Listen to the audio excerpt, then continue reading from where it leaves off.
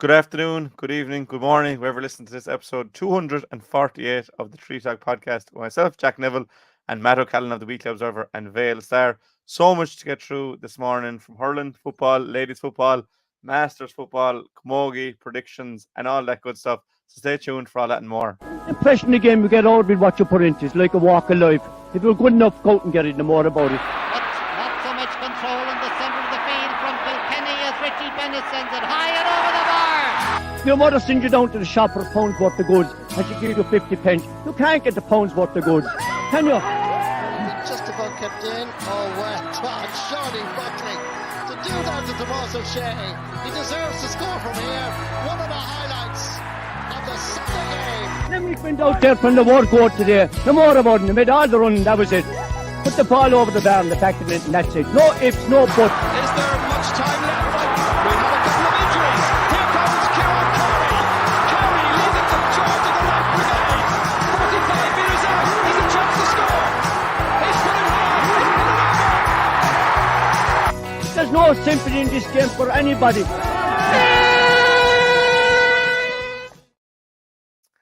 A warm welcome to everyone watching. A big thank you to Noel's Menswear, our sponsor, as always.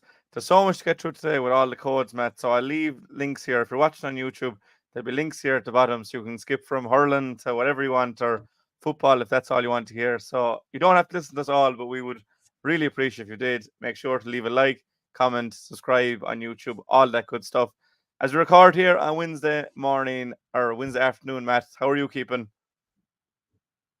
I'm good, Jack. I'm good. After an exciting week, I saw quite a bit of football, and I should look when you're out at matches. Tis absolutely fantastic, and interacting with the public, and sort of you're getting a feel of what people are thinking about the various issues in the concerning the championships. And I know we'll be touching on it later. Like there's a lot of discontent out there, and we touched on it last week, Jack, about the number of walkovers in the various championships. But we'll deal with that when we come to it. We were critical of what's happening last week, but it pales in comparison with what has happened the last weekend. And as I say, we talk about it when we're talking about the football championship, but it's not a good. No, but I'm sure you won't have any walkovers this weekend in the championship. We'll go to first, and that's the Limerick Senior Hurling Championship. 6 games down for decision in Group 1. Pashwell versus Han this Thursday. Doon the Piercing is Saturday, and KP versus Kilmallock is on Friday. Then in Group 2 on Thursday, Mungret St. Paul's versus Adair. Carrispillane and Monaleen and Ballybrown versus Liberties are both on Friday evening. Now those are scheduled there. So we'll start with the first game of the weekend. We'll get Matt in the Senior Championship in Group 1. Patrickswell versus Ahan. Both teams are on 2 points. Won their opener, lost their second game. In previous years, Patrickswell have been comfortable enough in this fixture, but we've seen enough from Ahan this year to think they might give them a fright. I suppose a lot will depend on Patrickswell's big three and how they go. But with the Morris in tow, you couldn't rule out Ahan. No, you cannot rule out Ahan, and I have been restricted to seeing him just on Limerick GA TV due to being away on holidays for the first 2 rounds, and like Ahan, they've been sort of threatening to break into that top 4, and I suppose even at this remove, another win will go a long way towards in that direction. I saw the game against Kilmallock now. They had a very good win over Kildimo Palace-Kenry, and I would imagine that both sides, that was a game that both sides would have targeted, Jack, to as important to win. And Ahan got the job done, got it done pretty comfortably enough. Now against Kilmallock for the entire first half, Ahan were very, very comfortable. They more than matched Kilmallock. They got an early goal. They looked like they were holding to it. But Kilmallock came back into it just before half-time, closed the gap, and then we saw Kilmallock driving on in the second half. But we saw enough of a there of a hand to believe, that they're not going to be a pushover for anybody. And as you rightly flagged, any team, Jack, that has the Morrissey brothers in them, to inspire them, they are a good side. Now they play Patrickswell at the weekend. Patrickswell, to me, after 2 rounds, first of all, if we just reflect back 12 months, and I think you were there on commentary yourself the same day that they lost to South Liberties. They were the first Section A team to lose to a Section B team in the quarter-final. We certainly thought they had put those woes behind them when we saw them in the first round of the Senior Championship, in which they had a very good win, and a deserved win, may I say, because I saw that game as well on TV, over in the 𝘕𝘰𝘦𝘭𝘴. And hopes were high very much going into the second round against the Doon side, who had suffered a very, very heavy defeat to Kilmallock in the first round. And this was a Doon team now that had beaten Kilmallock a couple of weeks earlier in the league final. And this was a Doon team that was down 6 or 7 key players. Yet Doon turned them over, which was an incredible performance. And the main thing I took out of that particular result in that particular game was the strength in depth that Doon probably have, because you're talking about a team without Richie English, without Mikey O'Brien, without Chris Thomas, without Tommy Hayes, without Barry Murphy, and others. Who be frontline players, let's call it. You're talking about an all-star there among them. You're talking about fellas that have represented their county.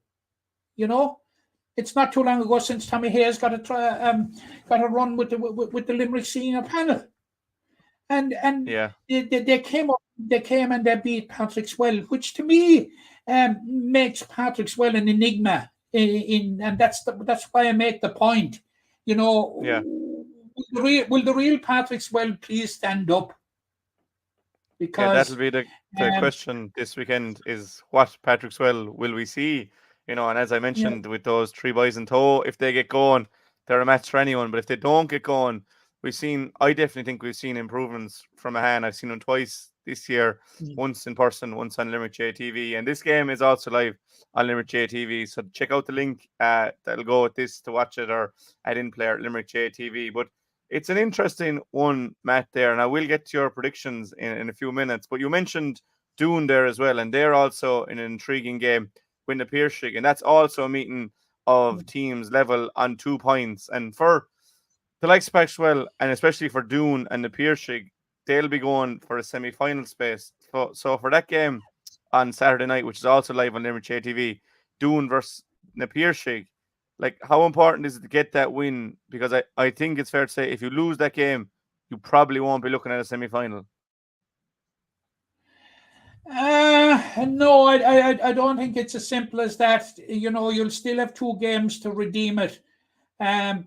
It's hugely important, because it's also, like I mentioned about Patrickswell, it's also, will the real Doon stand up? I understand, and it's unofficial, that a number of the missing Doon players, maybe the likes of Chris Hayes and Barry Murphy, are in line for a return, which would be an absolutely huge boost to Doon. But they're facing the champions who have made an uncharacteristic slow start, Jack, and that was reflected in the defeat to Patrickswell. And now, whilst they upped it a bit in the second round against Kildimo Palace Kenry, we haven't seen anything like the real 𝘕𝘰𝘦𝘭𝘴 that we know. But you can be assured, Jack, that as the competition is progressing, and it's hard to believe it, there are only 2 more rounds after this, Jack. It looks like only yesterday that the Senior Hurling Championship started. And you're just after mentioning there already that teams could be out of it. We've made that much progress. So, the room, the latitude or the leeway for further slips up is getting smaller and smaller all the time. And I don't know, but this is going to be a very, very interesting game. I'm really looking forward to it, and it's on in Bruff on Saturday evening, and it will be a game that what you can take it is, Jack, the winner is a long way towards the semi-final. Yeah, The loser has a bit of work to do, and now the championship is such, that both of those teams will have to face a hand in their remaining games. So, and as we've said already, that a hand are going to be no pushover. And if a hand get that second win, Jack, a first win was proving elusive to them up to this year, and they've got a first win now. And if they can get a second win, which shouldn't be entirely beyond their compass, it's going to make it difficult, because they'll be in a strong place. They'll be in a strong position to gate crash what is now seems to be the annual top four. Even though Patrick Swell got beaten in the quarterfinal last year, they still finished in the top four of Section A. It seems to be an exclusive club to break into, but a hand have that win now, and were they to get a second one, they would make it very, very difficult for somebody. Oh, 100%, and I think they'll be very close, and we'll know how close we think they'll be when we get to our predictions. But the other game then in the group is probably a contrast to the other ones, where it's Kilmallock versus Kildimo-Pallaskenry, and there's a clear favourite going into the game. You have top of the table Kilmallock, who have won both their games very comfortable the first day and showed what they were made of towards the stretches against the hand, against the KP side, who are yet to pick up a win and are, I suppose, showing signs of a team that have been promoted and are just stepping up to a new level, and without saying who you think is going to win, Matt, it definitely heavily favoured towards Kilmallock this Friday night in Newcastle West. It is, Jack. It is, and we spoke at length about this at the beginning of the championship, and I'm going to repeat it again because it applies particularly to Kildimo-Pallaskenry. And as one of the three clubs that are playing, or four clubs that we have playing at senior level in both codes, they're impacted more than the others by being involved in both senior codes and senior football. Now, while Kilmallock have been idle and have been fresh for the last 2 weeks, 2 weekends, Kildimo-Pallaskenry have been involved in football. And I saw them against St. Kieran's. They were very, very impressive. By all accounts, they put up a very, very impressive performance against Newcastle West last weekend. But I did note that the day that I saw them against St. Kieran's, that there was at least 6 or 7 players that would be foremost players on their hurling team as well, which, Jack, by any yardstick is a big crossover. And Kilmallock are in good form, and you must remember as well that when you're talking about Kilmallock, they're in the position they are at the top of the table, unbeaten, the only team unbeaten in the senior championship, without Graham Mulcahy, without Robbie Hanley, without Paddy O'Brien, 3 huge players. So it looks as if it's going to be very, very, very difficult for Kildimo-Pallaskenry. And now I was speaking to a couple of Kildimo-Pallaskenry connections recently after the St. Kieran's game, actually, and we just alluded to the hurling and spoke about the hurling, and I thought they had a very good attitude about it. They weren't in the least overawed by the size of the task that was facing them in Section A. But by God, they're prepared to learn, Jack. And that seemed to be the message that was coming across to me. And it was coming across to me from players that were involved with both hurling and football. And we see how quickly they learned in football. And we were wondering at the start of the year, this year, at the start of the football championship, would they be dogged by the second-year syndrome? Not a bit of it, Jack. And their big task is to survive, and it's going to be huge. because after Kilmallock they have Doon and Patrick's Well. That's well. You know, and essentially, as the table stands at the moment, Jack, to survive, Kildimo Palace Kinry must get 3 points minimum and hope that Doon get nothing in the remaining 3 games. It's as simple as that, because a hand have the head-to-head in them. So they're in a difficult position, and Kilmallock are in a strong position. And you know, I'll be surprised if Kilmallock do not put the whole issue of qualifying for the top 4 to bed this weekend. Yeah, I'll get your exact predictions in a minute. But just briefly on Group 2, Matt, Mungo St. Paul's are there, Garrisplan, Monaleen, South Liberties, Ballybrown. I suppose it's that first tie, the one of Mungo St. Paul's versus Adair on Thursday, which is the real standout tie, because fair enough, in Group 1, we probably have a very broad idea who'll make it out with 4 teams. But in this group, when only 2 will get out of it, again, Mungo St. Paul's versus Adair, if you were to lose that game, you're behind the 8 ball straight away in terms of head-to-head. You know, Ballybrown are also on 3 points. So for the winner, you know, you are really looking good to finish in that top 2, but the loser will have a long way to come back from. That's absolutely correct. That's a correct assessment of it, because both of them have 3 points, as do Ballybrown. Now, you know, after the first round, I suppose it didn't take genius qualities to determine that among the real key games were those between Adair and Ballybrown, which we've seen already and which has ended in a draw, and Adair and Mungo St. Paul's, and equally Ballybrown and Mungo St. Paul's. Very, very definitely. big game as well.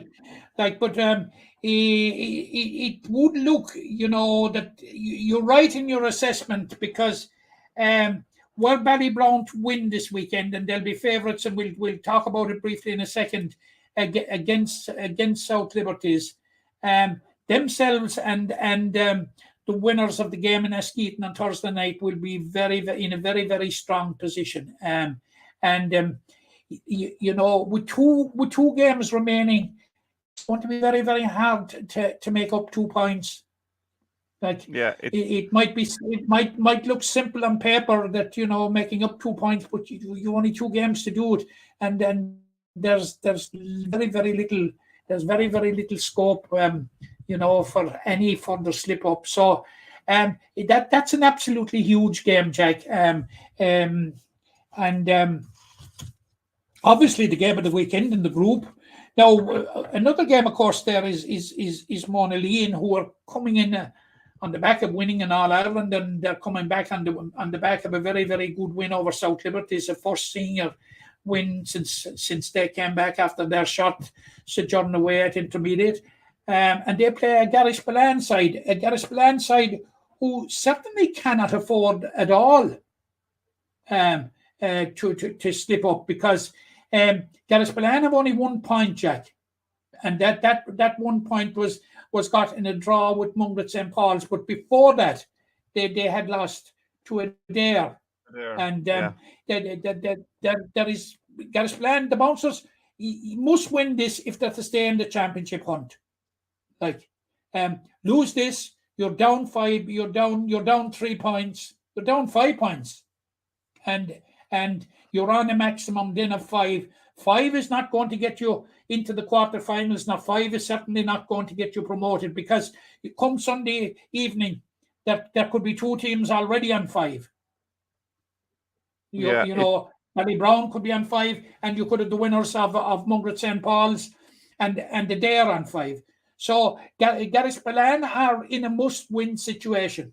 There isn't any doubt whatsoever about that. They must win if they're to stay in the race. Now, the other game, of course, is Ballybrown, and maybe I'm jumping ahead of you, Jack. Do you want to get in there? Keep going. Yeah. The other game, of course, is Ballybrown and South Liberties, and like this would look to be nailed on for Ballybrown because they're unbeaten, and they I and you will remember last year fancied Ballybrown to come out of Division 2B, and very little has changed my mind in the meantime. Now Adair could upset that, but it's a very, very difficult year, as we probably knew from the outset for South Liberties, with the series of retirements and one or two players going away and all that sort of thing. And they've really, really struggled, Jack, at this stage. They're 2 games, 2 defeats, minus 35. And why should I be speaking about scoring difference with 3 games to go? It may come into it at the end, but I think they're going to find it very, very difficult. I think it's going to be a difficult campaign overall for South Liberties, and I'm sorry to see it. And their fall is probably greater than any other one, because for the simple reason we saw them at the Heady Heights last year, beating Patrickswell in the quarter-final in Kilmallock and going on to contest the county semi-final, and it looked happy days. But, if you have an outflow of players, and a number of players, last year was probably a last hurrah because they have retired and that sort of thing. Players who've given sterling service and great service over the years to South Liberties. And but now they're very, very much in a transition phase. And to stay afloat, basically, their chances of getting through in the championship nearly at this stage are nearly almost nil. They might have a vague, mathematical possibility, but with 2 defeats, and possibly staring a third one against Ballybrown at the weekend, it's difficult times for South Liberties, for which I'm very, very sorry to see it. Yeah, I don't think it gets any easier this weekend when they play Ballybrown. But we will get into the predictions, Matt, because we have so much to get through. If there's any more in the games you want to say, obviously feel free to say it here. But I'll just look at where we stand at the moment in terms of our predictions. Obviously, it was a football weekend last week. You stretched your lead out to 5 points. Both wins, Ula, Newcastle, Casey's in Group 1. You win for Monleen, I win for Ballysteen, and we both win for Celtic Gales, who were beaten by Napirsig, and obviously the Badlanders and Adair game was postponed. So you're sitting comfortably there at the moment as we get into our hurling predictions. And we'll start with that game we were just on about there a minute ago, Matt, and that's the one of Ballybrown and South Liberties. I think we'll both go with Ballybrown. I'm going to say Ballybrown +8. Just they're a really good team, and I think Liberties aren't growing great at the moment. So that's where my thinking is at for that game. I'm going 6 for Ballybrown. Yes. Yeah, and you laid out your reasons why there a minute ago. Then Monleen versus Carrickflan, which I think is a very, very interesting matchup, and I was kind of going over and back between the teams, and we're due a draw in one of these games. So I'm going to go for a draw in that one. I can see you smiling there, because I'm unless you want to say you have a draw and maybe try and convince me either way. What are you thinking? Had a draw, Jack. Carrickflan have had a draw. Yeah. So are you thinking they're going to become the draw specialists? Because one year in particular, Marubor, I think, drew 4 of their 5 games. They were the real draw specialists. No, I'm going for Carrickflan by 2 because I think their need is greater. Yeah. But I know neither. They have that little extra bit of experience now. All right, Monleen went down, came back up with a lot of players that that they went down with, so they would have the experience. Plus, they have the momentum of a win behind them. But this is round 3, and it's a question of need, and I think that I think Carrickflan's need is the greater in this one, and I think they might win by about 2 points. Yeah, I suppose the only thing is Johnny Ryan, who we had on here a couple of weeks ago, he will twist my neck because he always says to me, "Don't dare predict the Carrickflan because you're always wrong." Well, that's exactly what we're doing. I'm going for a draw, so both teams will be happy with me. Mm. And then the other game, Matt, is that kind of standout tie, Munger St. Paul's versus Dare. So I'll let you take that one away. I'm going for a Dare by 2, Jack. There, I think there's something about him. I think they're a composed, competent side, and that's irrespective of whether Declan Hannon is on or not. Now, I go for a Dare. I think there's something about him. There's a determination, I think, to get back anyway to where they were, and I think they'll take another step, Jack. I'm taking them by 2. I'm going to go with Munger St. Paul's in this one. I just think they have a statement victory in them. I think Adair's style of play will suit them as well. It'll be an open enough game. They obviously beat KP last year and South Liberties, the two teams that went up. So I just siding with Munger St. Paul's. I was very impressed with Adair, what I saw of him that day in the stream, but just going to go with Munger St. Paul's in this one. Going into Group 1 then, Matt. By how much, Jack? By how much? 2, the opposite of you. In Group 1 then, the 3 games, they're all live on Limerick JTV, so that link will be in the description there if anyone wants to check out those games. Thursday, Patrickswell versus Ahan, Matt. I'll start off here. I'm going Patrickswell by 3. Okay. Patrickswell by 3. Patrickswell plus 3. I have a 2, just Patrickswell, just to shade it. But I think it'll be a very, very interesting matchup this Thursday at 6:45. Then on Friday, Kilmallock versus Kildare Palace Kennery. I'll start this here, Matt. I think Kilmallock will be as comfortable as they were against Ahan. That was a 7-point win, so I'll go 7 again for Kilmallock. You're going? Kilmallock 6. Kilmallock plus 6. And then, I suppose, a repeat of the 2020 county final, arguably the matchup of the round on Saturday in Bruff. Na Piarsaigh versus Doon, Matt. I'm going to Piarsaigh, Jack, by 2. Na Piarsaigh by 2. I'm going to go Na Piarsaigh by 4 in that one. So, both going with the Well, both going with Nap, both going with Kilmallock. Both have Ballybrown. Then you have Adair versus Mungret. I have Mungret. You have Gary Spillane against Monaleen. I'm going to go for the draw. I've been calling a draw every week, so eventually it's gonna have to come to that. It's going to happen, Jack, but it may not happen on the one that you've called, you see. Yeah. Well, I suppose there was 2 draws the last round of Hurling, Adair and Ballybrown and Gary Spillane and Mungret, and I didn't see either of them. So hopefully I won't be caught out again in terms of draws.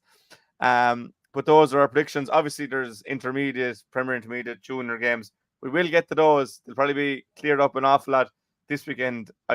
Round 3 is kind of moving around for a lot of teams. But before we go from the hurling, Matt, and even though Limerick have won 4 All-Irelands in a row, 5 in 6 years, 5 Munsters in a row, the next crop coming through are doing their bit, Matt, to hopefully sustain that with 3 championships won over the weekend, the under 16, under 15A, and under 15B, the Eugene Carey, Arabon, and John Doyle finals.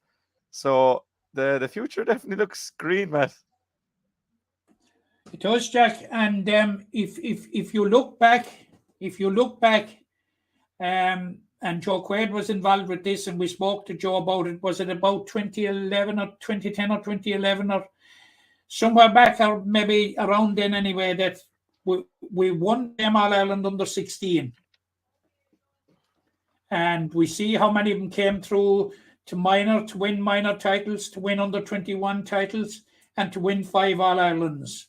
So, but what it tells me is that the huge influence of the success of the senior team on one hand, and on the other hand, the great work that's being done by everybody in the academy, Jack.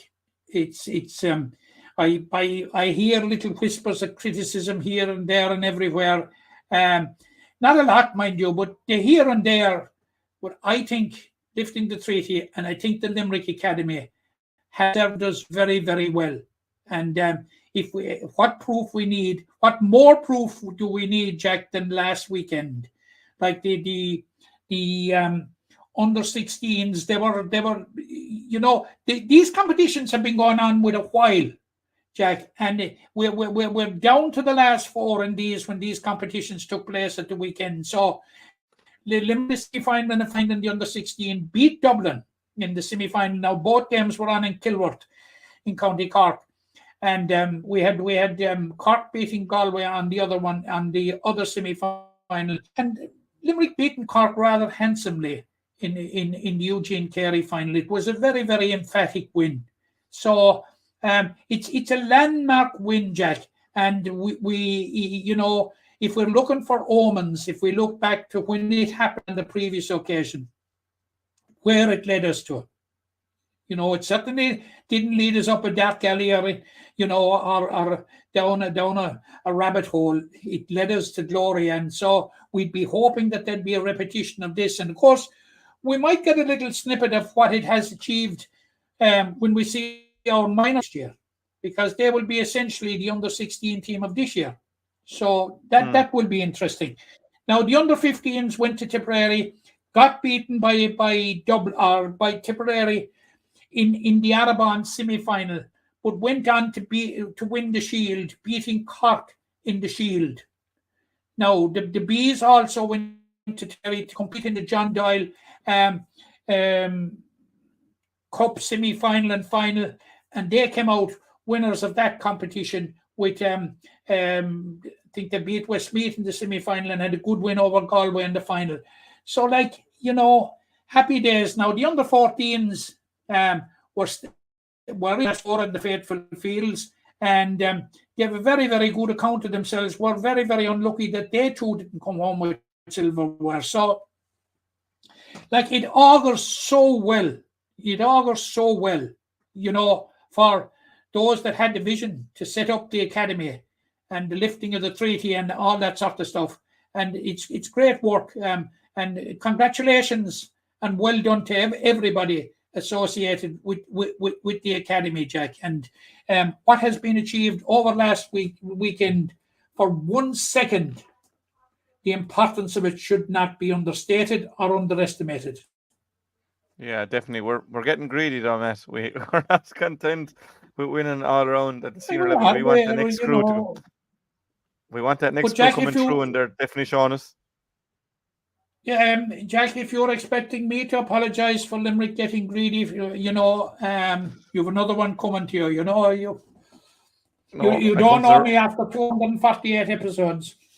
No, definitely the green mist is showing today. But yeah, well done to all those teams, the mentors, the coaches involved, keeping Hurling stronghold here. Didn't finish yet. No, it isn't. But we'll go back to the club action, Matt, for the time being, and we'd a full fourth round. Before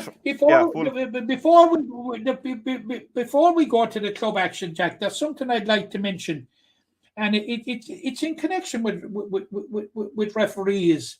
And we had the referees in here with us earlier in the year, and when they were on a campaign to get new referees on board, and apparently it was a pretty successful campaign. But there have been little whispers of criticism of referees recently about they not having a full complement of umpires and linesmen. Now, a referee has spoken to me about this, very, very, very, very concerned, and certainly gave me a lowdown from a referee's point of view and the type of problems that referees face in this type of situation. And basically, he put it down mainly, there is no doubt whatsoever in my mind, all our referees turn up with 4 umpires for big games. It's getting the 2 linesmen, who are invariably referees, or for the most part referees, to do the job is virtually impossible. And it's virtually impossible because of the whole myriad of games that can be on in any one evening. Now, I have criticized about a number of senior fixtures being played against each other. But, senior fixtures is one thing, Jack, but we have intermediate to be played, Premier Intermediate to be played. We've a whole series of Junior A games to be played. And the divisions now are coming to the concluding stages of Junior B. So it's virtually impossible for referees to get referees or to get people to do linesmen. Now, in every case possible, humanly possible, they have got it. They've got a full complement. And what would make it considerably easier for the referees, Jack, would be double fixtures, which makes sense. You need 5 people, one of them to 7 people, one of them to referee, a full person, 2 linesmen, and one of the linesmen to be refereeing the second game. They would only need to get one team. You know, but I felt very strong. Now, the referee that spoke to me made a very compelling case and was a bit disturbed about it. And it's fair to say a very, very good referee, very conscientious, as are all our referees. I think, Jack, and we sometimes tend to ignore it. We're blessed with a fabulous panel of referees in this county. You know, absolutely. Absolutely. And they are doing their best to get as many officials as possible with them, you know, and people that would be criticizing them for not having linesmen and all that sort of thing, I'd say to them, lay off. Lay off. The referees are doing their best and they're doing a very good job. Well, as I always say, there's no games with referees. So, yeah, I'm glad the drive for referees worked out well, and hopefully we'll get all that sorted as we come towards the business end of the championships, where things will be decided by a kick of a ball or a puck of a ball. So we don't want, issues with who was behind the goals or who was on the sideline, things like that. So hopefully we'll just see a small bit of improvement there. But we had a full round. Well, we had a lot of football games at the weekend, Matt. And before we get into the ones that weren't played, the ones that were played, and again, sticking with the senior football championship, as we mentioned the predictions there, Newcastle West, Father Casey's and Oola got the wins. At the top of the table, it's pretty much done. Newcastle West are going to top the table. KP and Casey's will meet in the final round to see who finishes second and third. Oola's win puts them in a good position. And we're getting permutations when we're approaching round 5, Matt. But I suppose, were you surprised by any of the results over the weekend? You were at Newcastle West and KP, I know that. You weren't. I was at your game, actually. You are. Sorry, that game was streamed live. I No, wanted to pass that- on Ballylanders last week. You want to pass on Ballysteen this week? No, we don't do passes. Or But on face the Group 1, music? yeah, on Group 1 to start with, Matt, I was probably not surprised that Newcastle won, and it shows they just know how to win these games. And there'll be a big game in round 5 between Casey's and Kildare-Palace-Kenray. But I suppose for KP, the job is done. We know what the story is in that group. What was your overall assessment of round 4 in Group 1? Yeah, sure. I suppose it was pretty predictable that Newcastle West. I certainly thought that they would beat Kildare-Palace-Kenray, but it would be tight, and it was tight and very, very tight, because I was hugely impressed with Kildare-Palace-Kenray the day they played St. Kieran's, Jack, and Kildare-Palace-Kenray are through to the knockout stages of the championship. And as you rightly said, the configuration in Group 1 is Newcastle West are in the semi-final. Father Casey's and Kildare-Palace-Kenray meet in the final round with the, they're both quarterfinalists, but it will determine who's first and second. That's what's to be determined. Now, I thought I thought Newcastle West would get the better of Kildare-Palace-Kenray, but it would be tight. I also thought that Father Casey's would get the better of St. Kieran's, and that is what has happened. And at expense of being repetitive, and St. Kieran's have shocked me, Jack, for the wrong reasons. Yeah. I thought that, I thought that there was somebody that would, they were a club that would be contenders this year. Now they're out of the championship, and you have a situation now, Jack, whereby in the final round, after Ula's win, which you flagged over Clahan, the Father Cases and Clahan in the final round could very well be a relegation shootout. And Yeah. we said it last week. Now, Ula have Newcastle West in the final round. Now, were Ula to lose to Newcastle West and were St. Kieran's to lose to Clahan, you would have a situation where you had 3 clubs on 2 points with scoring difference coming into play. And in those circumstances, Clahan are at a disadvantage, except they were to register a good win over St. Kieran's. Yeah, my understanding on that scoring difference this year is that if 3 teams are level on points, it comes down to the cumulative results of the games only involving those teams, is my understanding of the rule this year. So that would mean somebody spoke to me at the weekend, but they couldn't clarify it about that there was a change this year. Yeah, and someone texted me, I heard it during the week, and someone texted me then from a different club in Limerick wondering was that the case. Yeah. So if that was the case, then Ula will finish on evens between those 3 teams. If it was all 10 and 2 points, Clahan are currently -1 and Kieran's are currently +1. So if a 2-point win for Clahan would see them safe in that scenario. But look, as I said, we'll get into those permutations on the line. But it is interesting. The top of the table is pretty much done, but the bottom would be very, very interesting.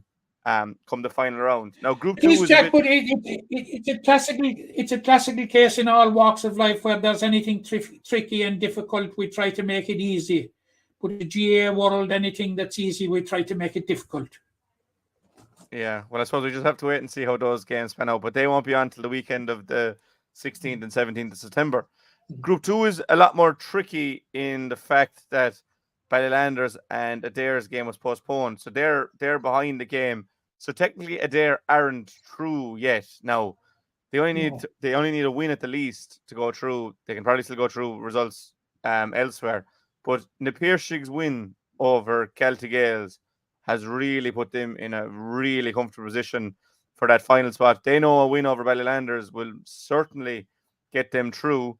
But they also know that if Ballysteen, they need Ballysteen to beat Adair for Na Piarsaig to miss out, and could still do if Ballylanders if Na Piarsaig win. There's just a lot going on there. But how important was Na Piarsaig's win on Saturday against Celtic Gales? It was hugely important, Jack. Hugely important, but it was a bit fortuitous in the end.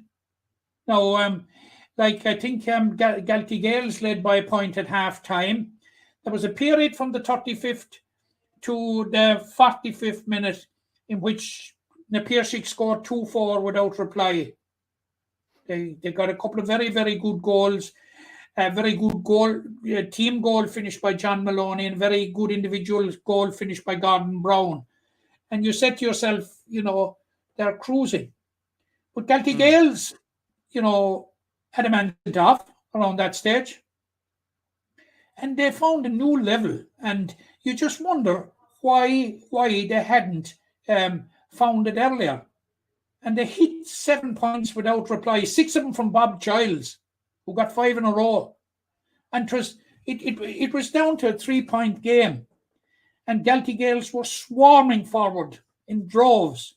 And Brendan Childs had an effort brilliantly saved by Kevin Nolan, who was in goal for Na Piarsaig. He was a late change coming in for Owen Sherlock. And an absolutely brilliant save. And it finished in a welter of excitement. Celtic Gales won a 45.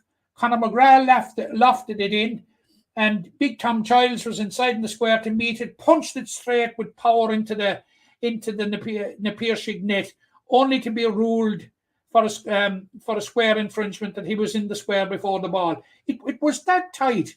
But what absolutely stunned me was the level of intensity that Celtic Gales brought to it. Whether there was an element of the Piercing after going 10 points up, taking their foot off the pedal a bit.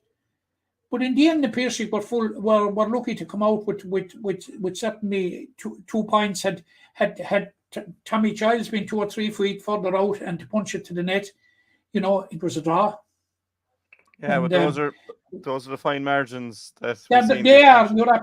You're right, Jack. They are the fine margins that win games first of all, and they're the fine margins that get you through in the championship as well, and get you from stage to stage. But it was a very enjoyable game. I always like watching the Piercing playing football because they move it around, and they won't sacrifice it for anything, and it's very, very good to watch. It was an interesting game. I thought it was a decent game. It maybe have, lost its way a small bit when the Piercing went 10 points up. But by God, it made up for it in the last quarter with the Gales rally and the intensity that they showed in coming back. Overall, Jack, I thought the weekend, basically, I thought the level of football was decent in contrast to the third round. I thought we had a very decent second round. I thought the third round was generally poor. I thought that the fourth round was quite promising again. And like Jimmy Lee will be trying to get around, and when he names his management team, they'll be trying to get around. But they'll have a bit to see, But of course, that wasn't Jack all the action that was in group two. And you're shaking your head. But I have to say this, Jack, that I thought the Ballysteen-Monaleen game was one of the best games I've seen this year. And I thought it was a very, very good game of football, open, a lot of pace in it. A lot of very good passages of play by both sides. I'm not an apologist for Ballysteen or anything like that, but, they were down 4 key players. From what was the nominated line-out: Luke Gamble, Packy Moore, and Padraig McMahon, and David O'Shaughnessy. You wonder how many things can shift that kind of of a burden to be without, because at the crucial stage of the championship. But it has left Ballysteen after 2 good wins over Galtee Gales and Ballylanders. It has left them in a difficult situation. Plus the fact that the Piercing have the head-to-head if it comes down to the two of them in it. Yeah. Now the final round sees Ballysteen up against Adair. Now you mentioned about the Adair Ballylanders game being off, Jack. Had the Ballylanders had that game taken place and Adair won it, Adair would be in the semi-final. Ballylanders would be in the relegation. Yeah, and that game will be played. Ballylanders won it, which they nearly did last year. There was only a point in them between them and Fina. You had a whole myriad of different options then at that stage, but we can only wait and see now. Ballylanders and Adair is refixed for Kilmallock on Monday week. It has to be played before the final round of the Senior Football Championship, so that everybody's on the same going into the final round. So look, it's very, very interesting in Group 2. Yeah, definitely interesting. It was a pity that the boys lost, but it was a good performance. I definitely thought from Monaleen, they hit very hard and tackle, and were able to win turnovers, and they're able to put it over to their end. 117 is good scoring, so there's no complaints at this end. Monaleen are through.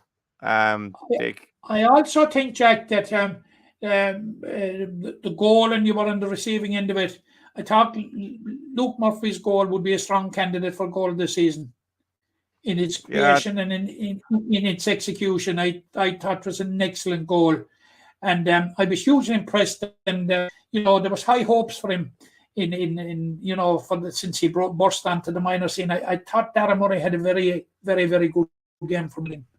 I mentioned Emmett Richter last week, and these are the guys that will certainly be giving Jimmy Lee food for thought in the coming months. Yeah, Luke Murphy's goal, I've watched it several times since. It was definitely good execution, but we'd be disappointed to an extent with it. And Darren Murray was good, but Tom O'Lean were good all around, and Daniel Daly kicked the lights out. I think he had 8 overall. I think 6 of those were from play. So he was exceptional. He was exceptional. That was one of I suppose the best individual performances in the championship to date. Because his first 6 actually were from play. Yeah, look, you couldn't fault Monaghan for their win, and as I said, it's a bit messy at the moment with that game to be played. But for Bellanders and they'll have to play 2 games in a week. But we've a lot more football action to look forward to. Without getting into results, I suppose in other grades, Matt, walkovers again were a big talking point from the grades below senior, and it's just disappointing to see. And we mentioned last week, it does need a change. Obviously, can't be changed mid-season, but you just be hopeful that that's the last we've seen of the walkovers. But I fear not, with teams probably eliminated already. I don't think it's going to be the end of the walkovers. No, and it's not a criticism of the structure. I think the structure is as good and the format is as good a one as you can get, but it's just not working, unfortunately, below senior. I would hate to see the senior format changed, and it's with great reluctance that just to give viewers and listeners a reprise of what happened in terms of walkovers last week. We had a walkover in the Group 1 of the Intermediate Football Championship. We had a walkover in Group 1 of the Premier Junior Football Championship. We had a walkover in Group 1 of the Junior Football Championship. We had 2 walkovers in Group the Junior Football Championship. Jack, that's a chronicle of disaster, basically. And it is something that doing nothing about is not an option. This has to be addressed. It has to be addressed. So, we've been hammering this one mainly in terms of the Intermediate Championship for the last couple of years. But now it seems to be contagious. It has gone down the lines. Now, Jack, you moved it to me off air last week, and I think we said it subsequently off on air. Why not have the Intermediate Championship an 8-team competition similar to the Premier Intermediate Hurling Championship, and build a structure down from there? Because obviously there are teams in the Junior Championship. When you have three walkovers in the Junior A Championship, it means that there are clubs that are not of Junior A standard, and maybe should be playing Junior B. You get the romance of playing as high as you can and all that sort of thing, and playing at the highest, and that is a laudable approach. Pragmatism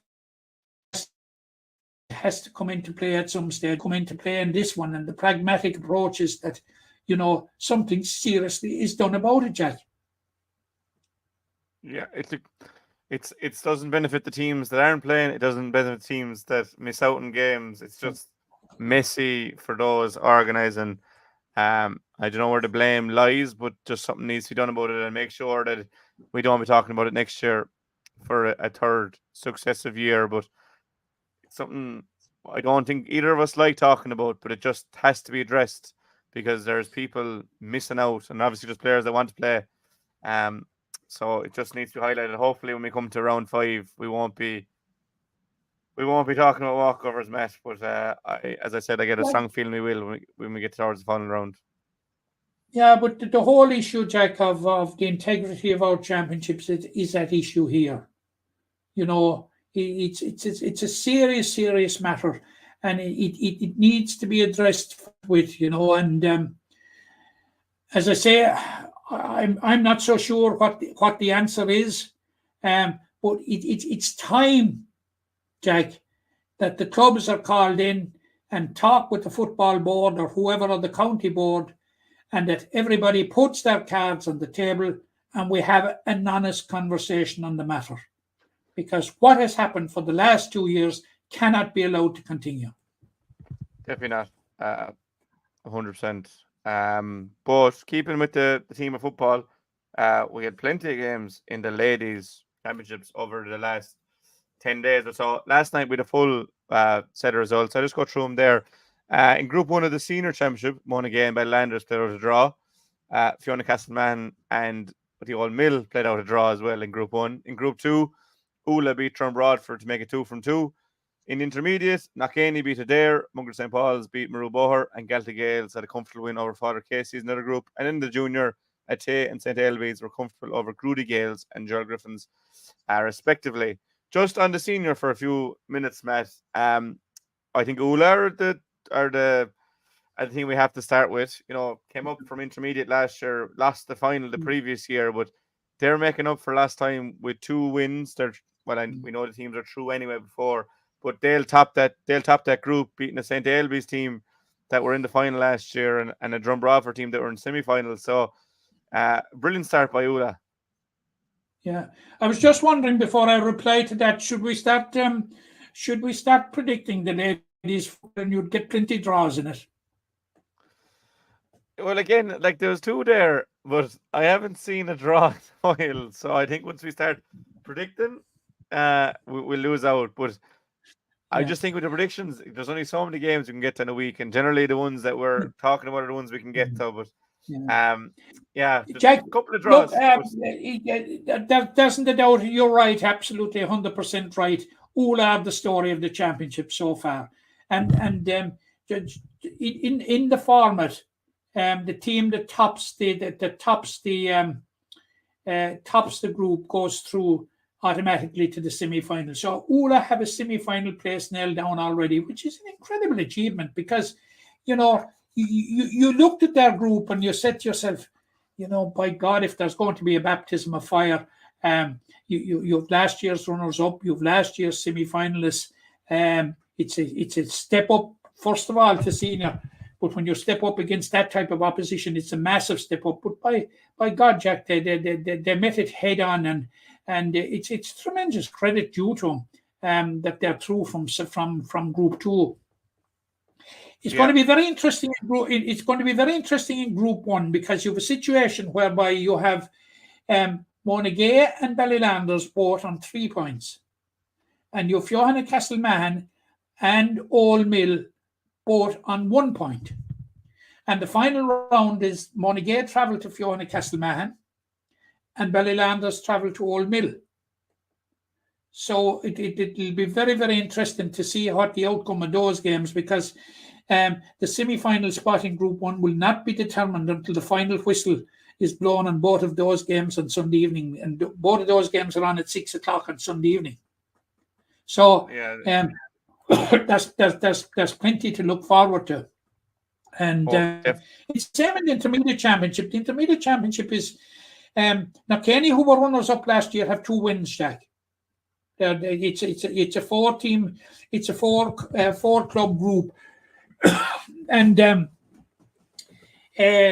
you have Mungret then on 2 points. Mungret lost to Knockany, beat it there. You had Maru-Boher, who had a huge win over Adair in the first round, and lost last night to Mungret St. Paul's by 2 points. They're all in the hunt now. Adair, they're in a bit of trouble down at the bottom, but they're not going to be out of the championship, Jack, because they'll get one final chance, even if they lose to Mungret St. Paul's. Get the playoff. They'll get to play in a playoff against. Not 100% sure. I think it's the 3rd team. Sorry, it's the 4th team. No, they will be the 4th team. The 3rd team the 3rd team in Group 2 for a playoff place, because I'm right. The bottom teams will play off in a playoff, and I think that's scheduled for the following Wednesday night now. But the top 2 go through to the semi-finals. 2nd and 3rd in Group 1 go to the quarterfinals. 2nd in Group 2 go to the quarterfinals, and the fourth quarterfinalist is the winner of the game between the bottom 2. A lot of permutations that makes there. Sense. Yeah, there's a lot of permutations there, and between all the championships. Fair play to you for remembering, but that's the you'll be inclined to say to yourself, this nearly harder to get knocked out of it than to win it, you know. Yeah, but look, at the end of the day, it's all about who the final team standing is in all these competitions. And similarly, so in the Camogie Championship, Matt, we've had a couple of rounds in that, and I think you will again give us the lowdown in that. Yeah, well, my lowdown would be limited enough on this now, Jack, because I'm sort of getting up to speed at it with it. But other than to say that Han are unbeaten in Group 2, and Newcastle West are unbeaten in Group 1.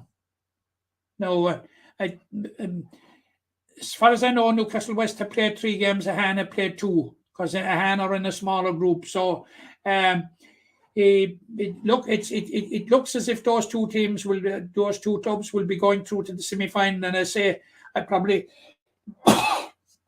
think that it isn't much of a surprise anywhere. No, But I don't think so. a surprise result over the weekend, Jack, and I'll be much more conversant with the Camogie Championship next week if people will bear with me, because I intend to get into it in depth. A surprise result over the weekend was last year's Junior A champions, Galway. They beat the 2021 runners-up, Monaleen, at the weekend, which was a bit of a surprise. Now, I saw Galway last year in the Junior Championship, Jack. I've seen them for the last 2 years in the Junior Championship. They were beaten by a dare 2 years ago in the final in Effin. They won the final last year in not long. I thought they were a very, very useful side, and I thought they wouldn't be anybody's pushover when they'd go up to intermediate. And like that's proven to be the case, because Monaleen have been knocking at the door of the intermediate championship for the last 2 years. They were beaten in the semi-final, in the final 2 years ago by Camogie, and they were narrowly beaten in the semi-final last year by Adair. And at the start of the intermediate Camogie championship this year, I think last year's runners-up, Croke and Finney, and themselves would be the fancied sides. Yeah. So there might be a little fly in the ointment now from the Galties with Galtee Gales win, Galway's win. But Jack, I'll bring it up to speed completely next week.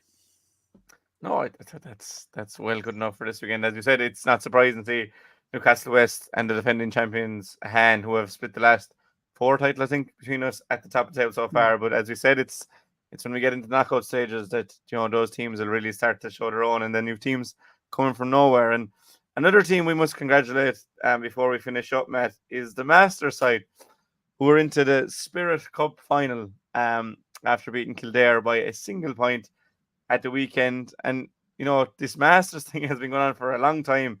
Those players have played, I think, is it 8 games now, Matt, to get to the final? So seven. They had six group games. 1 second now, was it 7? No, they had 6 group games. They beat Waterford. They lost to Kerry and Laois. They beat Westmeath. They lost to Roscommon and Cork, and now they've beaten Kildare. But anytime you win 7 games, get an All-Ireland final, you deserve to be there. And they're in the Spirit Cup final, and well done to them first off getting there. But when you get to the final, all you want to do is win it. That's all, and we're in the habit of winning All Irelands in Limerick now, dare I say.